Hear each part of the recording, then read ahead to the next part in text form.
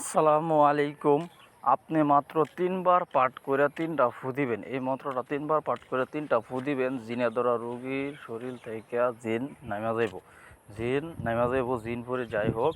আপনি শুধু মন্ত্রটা মুখস্থ করে ৩ বার পাঠ করে ৩টা ফু দিবেন। সকাল বিকাল ২টা যারা দিবেন, জিনে ধরা রোগী যত বড় জিনই হোক পরি হোক, সঙ্গে সঙ্গে ওই শরীর ত্যাগ করব।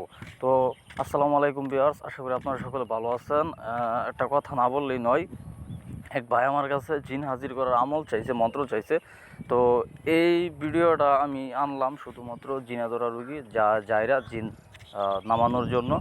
আর এরপরের যে ভিডিওটা আছে, এই ভিডিওটাতে আমি নিয়ে আসব কিভাবে জিন হাজির করতে হয়, কিভাবে কুণ্ডুলি দিতে হয়, কিভাবে জিন বাইরে ছোটাইতে হয়।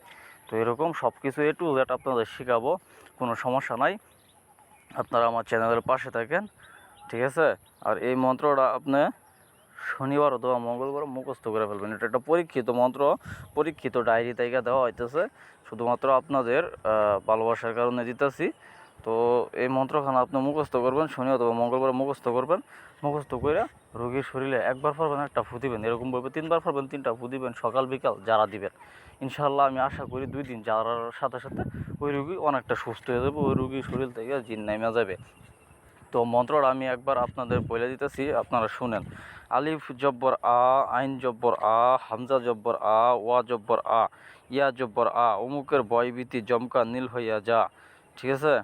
এ দেখেন, মন্ত্রটি 3বার পাঠ করে রুগীকে যারা দিলে জিন নেমে যাবে। তো বুঝতে পারছেন, এটা একটা পরীক্ষিত হাতের ডায়েরি থেকে দেওয়া হয়েছে। আপনারা যদি বিশ্বাস করেন তাহলে কাজ করতে পারেন, আর বিশ্বাস না করলে আমার কিছু করার নাই। কারণ চিনলে জুরি, না চিনলে জংলার খুঁড়ি, বুঝলে বুঝ পাতা, না বুঝলে তেজপাতা, জোহরে জোহর চিনে শহরে চিনে কচু। ঠিক আছে? তো যদি তর্কাতর্কি করেন তাহলে দরকার নাই। আর যদি আপনার মনে বিশ্বাস হয় যে না, দেখি এই মন্ত্রটা দেওয়া একটা যারা দেয় জিনে ধরা রোগীরা, দেখি কী হয়, তাহলে কাজটা করতে পারেন। এটা একটা পরীক্ষিত মন্ত্র আপনাদের দিলাম, আপনারা কাজ করতে পারেন। দেখেন, আমি একটা কথা বলি, অনেক বড় বড় কবিরাজ আয়া তাদের চ্যানেলে ভিডিও চালু করে তারপর তারা বৈশা থেকে এরকমভাবে বোঝাই দেয় এবং স্ক্রিনে মন্ত্র লেখা দেয়, বলে আমি এটা আমার গুরুবিদ্যা ডায়েরি থেকে দিছি, খাতা থেকে দিছি, হ্যান ত্যান আরও বকর চকর অনেক কিছু।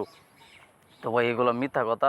কবিরাজরা ইউটিউব চ্যানেলে যেগুলো মন্ত্রতন্ত্র দেয়, ম্যাক্সিমাম 100 থেকে 99% কিতাবের মন্ত্র, যেগুলা কাজ করে না, ড্যামেজ মন্ত্র। ঠিক আছে? কাজ করে না এগুলা মন্ত্র দেয়।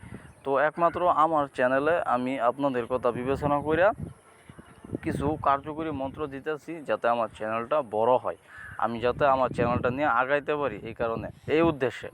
বুঝতে পারছেন? আর আপনারা যাতে অহেতু কোনো হয়রানি না হন, যাতে আপনাদের সঠিকটা শিখতে পারেন এবং বলতে পারেন যে না, ইউটিউব জগতে একটা চ্যানেল সঠিক পাইছি। তো কথাগুলো সম্পূর্ণ শুনবেন, তারপর কাজ করবেন আমার ভিডিও দেখে, ইনশাল্লাহ কাজ হবে। তো ভিডিও বড় হয়ে যেতেছে, আর কথা নয়, আপনারা থাকেন। আল্লাহ হাফেজ। পরবর্তী ভিডিওতে আবার দেখা হবে।